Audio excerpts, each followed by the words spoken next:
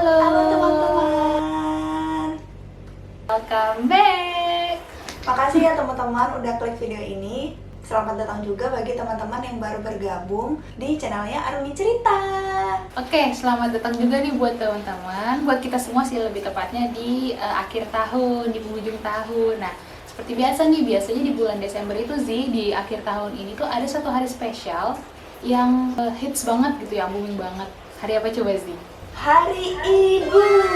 Bener nggak? Yes, bener banget. Bener nggak? Hari Ibu. Jadi karena konten kita ini ada di bulan Desember dan berkaitan banget sama, maksudnya ada berdekatan banget sama Hari Ibu. Jadi gimana kalau kita bahas tentang perempuan yang sebenarnya nanti akan nyambung juga gitu tentang perempuan sebagai ibu, gimana sih? Meskipun kita belum Cakep. jadi ibu ya. Cakep, mantap jiwa. Ya kita based on pengalaman aja ya, pengalaman kita selama ini, karena kebetulan kita berdua itu journey-nya sama nih setelah pasca kampus. Jadi karena topik kita sedikit lebih serius gitu teman-teman, jadi kita mau ngasih tahu lagi nih kalau kita berdua itu bukan orang-orang expert dalam bidang ini juga. Kita hanya mau sharing, mau berbagi berdasarkan pengalaman kita berdua. Mungkin Nabila bisa langsung sharing tentang pengalamannya, gimana sih peran Nabila dalam 2 tahun terakhir atau selama di rumah gitu, selama berada di rumah. Boleh Nabila? Oke, ini sebenarnya nggak jauh beda sih pengalaman sama Zizi, karena jauh-jauh hari sebelum kita berdua memutuskan untuk punya channel Arumi Cerita ini, Zizi itu kan teman curhat aku ya. Jadi pernah suatu saat nih teman-teman, karena aku sama Zizi kebetulan berdua sama-sama yang kerjanya itu dari rumah gitu, berkaryanya dari rumah. Jadi kita juga bukan dituntut sih, tapi memang punya waktu lebih lah untuk bisa ngurus rumah, bener kan Zizi? Benar-benar. Nah terus pernah gitu suatu hari kalau misalkan pekerjaan tuh lagi banyak banget, terus pekerjaan rumah juga rasanya kayak nggak beres-beres, bener nggak sih? Karena bener-bener muter terus kayak lari maraton, nggak berhenti kan, karena kita setiap hari juga harus ganti baju juga dicuci, makan, cuci semua, pokoknya nggak ada yang berhenti. Dan karena di rumah kita pun di sini nggak ada pakai ART, maaf ada iklan sedikit ya, mengganggu kesyahduan. Tadi udah fokus ya. Iya, di sini juga sama kan, gak ada ART. Jadi teman curhat aku yang bener-bener aku rasa relate banget, bisa ngerasain situasi aku pada saat itu ya cuma Zizi, makanya aku cerita sama Zizi.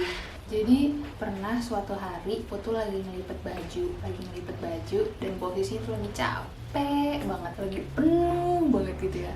Terus aku ngelipet baju, terus mungkin karena saking capeknya dan emosi tuh aku tiba-tiba nangis. Aku langsung kayak, karena dibayangin aku tuh gimana ya sih, loh kok gue kayak gini ya, aku tuh mikir gitu. Itu kayak kok kayak apa ya, aku ngerasa emang ego aku lagi tinggi banget di situ. Tapi aku percaya itu hal yang wajar. Aku percaya mungkin teman-teman luar sana juga pernah ngerasain kayak gitu, atau cuma aku doang ya yang sampai separah itu mikirnya. Tapi aku tahu juga sih waktu itu tuh rasanya kayak bener lagi dikuasain sama setan gitu loh sih, paham gak sih? Terus aku ini kan cuma bisa nangis, terus pengennya sendiri, nenangin diri sendiri, karena ya memang lagi pengen sendiri aja gitu. Terus ya udah, pas udah tenang aku langsung telepon ke Zizi. Ternyata dia pun merasakan hal yang sama, karena berat banget jujur. Dan semenjak saat itu aku tuh langsung paham, oh pantes ya masuk surga itu nggak mudah. Benar gak sih? Benar-benar.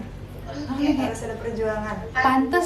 pantes ya Allah tuh bilang kalau kamu udah nikah terus udah jadi istri, kamu di rumah aja cuman cukup sholat 5 waktu dan puasa Ramadan, gak perlu ngelakuin sunnah yang lain. Kalau kamu taat nurut sama suami kamu, terus kalau kamu yang ngelakuin semua pekerjaan rumah tangga, masak, nyuci semuanya dengan ikhlas, itu kita bisa masuk lewat 7 pintu surga manapun gitu kan. Terdengar mudah gitu, oke tinggal nurut, tinggal ngerjain ini itu. Aku aja yang belum nyampe ke tahap situ ngerasain susah banget sampai nangis kan waktu itu. Kayak oh emang nggak mudah gitu, emang ternyata maksudnya nggak mudah. Terus aku jadi paham ternyata pantesan surga itu ada di telapak kaki ibu. Terus ya pantesan perempuan itu, ibu tuh mulia banget gitu sih kalau di aku. Kamu pada saat ngerasa seperti down banget, itu kan kamu dalam posisi lagi sendiri ya Bil. Pada akhirnya cerita nggak ke mama kamu, selain aku deh gitu, posisi kamu pada saat itu? Enggak, aku sampai hari ini nggak cerita, cuman aku lebih ke yang kayak, aku tuh terbuka, aku kan deket banget ya sama mama, deket banget, mamaku tuh udah sahabat aku, iya, temen aku, iya, temen cowok, pokoknya semuanya lah, perannya banyak gitu buat aku. Cuman aku tuh lebih ke terbuka aja sih, kayak aku tuh pengen aku bisa balance nih, aku ya iya, tapi bisa banyak bantu kerja rumah tangga tuh juga iya. Jadi aku kadang kayak, ya semoga kita bisa sama-sama ngerti gitu loh, kalau misalkan memang aku lagi bener-bener puyeng banget, tolong dibantu, karena emang kita berdua tuh saling bagi tugas, tapi aku tetap ngerasa pengen banget sempurna meskipun sebenarnya belum sempurna, dan kayaknya nggak sampai sempurna gitu. Dan memang nggak bakal pernah selesai, benar nggak sampai detik ini. Bener banget, muter terus kerjaannya tuh. Mungkin teman-teman pernah nggak sih ngerasain hal yang sama dengan kita berdua rasakan gitu, lagi down terus banyak kerjaan kantor iya, atau kerjaan bisnis kalian juga iya, terus pekerjaan rumah juga menunggu gitu. Itu menurut aku sangat-sangatlah pengalaman yang bernilai gitu nggak sih, Bil, yang berharga untuk dilewati. Pekerjaan rumah itu tidak akan pernah habis, guys. Dan aku tuh sadar juga satu hal sih, maksudnya mungkin kita berdua itu belum diizinkan sama Allah untuk tahap selanjutnya, if you know what I mean. Teman-teman juga pasti tahu maksud aku apa. Mungkin ya ini tuh jadi salah satu ajang kita buat melatih diri. Jadi insya Allah semoga nanti ketika memang sudah waktunya kita tuh jadi lebih siap dan jadi lebih lihai gitu. Bil, aku mau nanya nih, highlight dari apa yang bisa kamu ambil dari cerita kamu tadi, kayak hikmah gitu. Ya jadi kalau misalkan dari aku pribadi, highlightnya adalah setelah melewati fase yang tadi aku ceritain itu, aku jadi sadar, oke, ternyata surga itu gak mudah. 1, 2, jangan meremehkan pekerjaan ini. 3, aku jadi tahu kalau benernya ternyata kalau perempuan itu atau ibu itu mulia, itu sih. Tips-tips biar kalau misalnya kita lagi ngerasa down. Yang pertama, kita harus bisa mengendalikan waktu, bukan waktu yang mengendalikan kita. Yes, benar-benar. Oke, yang kedua dari aku, tentuin prioritas kita yang mana. Itu paling penting sih. Nah, yang ketiga dari aku, kita harus mengukur kemampuan kita untuk mengerjakan berbagai pekerjaan, baik pekerjaan kita mau kantoran, mau bisnis kita, dan pekerjaan rumah. Kita harus bisa mengukur ya. Nggak harus semuanya kita kerjain sendiri, nggak harus teman-teman. Tapi kita harus bisa mengukur lah gitu ya.